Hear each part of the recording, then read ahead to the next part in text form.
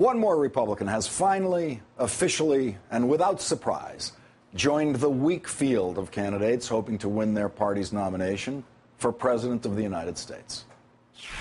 I'm Newt Gingrich, and I'm announcing my candidacy for President of the United States because I believe we can return America to hope and opportunity, to full employment, to real security, to an American energy program, to a balanced budget. As Speaker of the House, I work to reform welfare, to balance the budget, to control spending, to cut taxes, to create economic growth. Unemployment came down from 5.6% to under 4%. And for 4 years, we balanced the budget and paid off $405 billion in debt. We've done it before. We can do it again. Newt Gingrich announced his candidacy via Facebook and Twitter this afternoon. Joining me now, The Nation magazine's Ari Melber. Ari, thanks for joining me tonight. Thank you. It seems to me his running mate should be Bill Clinton, because a lot of the things he's claiming credit for there, it was a kind of Clinton-Gingrich combination at that point in our government, wasn't it? Right, and he would have been backseat in that car. In fact, it was Clinton who ultimately got more credit for a lot of those economic benefits from that period. I think when you look at Newt Gingrich's entry into the race here, he's a joke of a candidate, but he's the most serious joke in this Republican field. What's the joke part? That he's just not going to win. He just doesn't have a chance. His credentials here, although the media won't tell you this, most of the media, his credentials don't lead to the presidency under any historical precedent. He has not held statewide office, he has not served in the cabinet, and he's not served in the military. If you find someone without any of those qualifications who ended up becoming president, you have to go back over 120 years. So we just don't have a precedent for this. That is to say, he's only appealed to the most conservative elements of his party. One congressional district in Georgia. That's right. All he's ever won. That's all he's ever won. He has never aspired to make himself a broader appealing candidate. And just as a comparison for viewers who may not recall, he was minority whip during this radical right-wing period for the Republicans.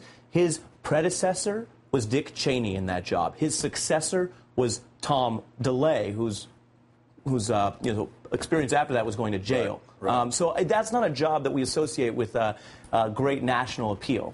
Now, Michael Steele said today, I think it's going to push everybody's game up a little bit with Newt. And I think what he means is Newt is known or thought to be a good debater, that with Newt Gingrich on the debate stage, that's going to have to, everyone else is going to have to sharpen their game. He came up with Drill Baby Drill. He came up with the contract with America. And to me, that feels a little bit like those Fast and Furious movies where they had an idea and then they're always doing the sequel because his next book was renewing the contract with America. I'm not sure in this new era whether we want to continually renew America's contracts and whether that has any meaning to people. But he's good with slogans, and he did, to be fair, author not only 17 books, but also he is on the top 500 list of Amazon book reviewers online. You know, it occurs to me, I've never seen him actually debate. I've seen him do Republican talking points without anyone contesting it, and certainly not without another Republican contesting it. So as this thing unfolds, where will he drop out? How far will he get? Will he be kind of like a Giuliani candidacy that flames out in Florida, or sooner or later?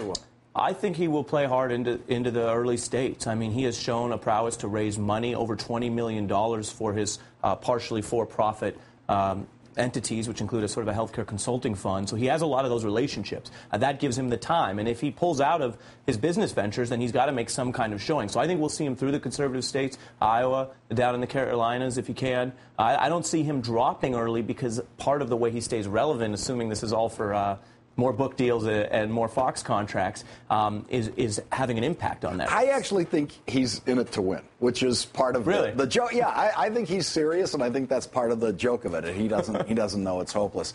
Ari Melber, thank you very much for joining me. Thank you.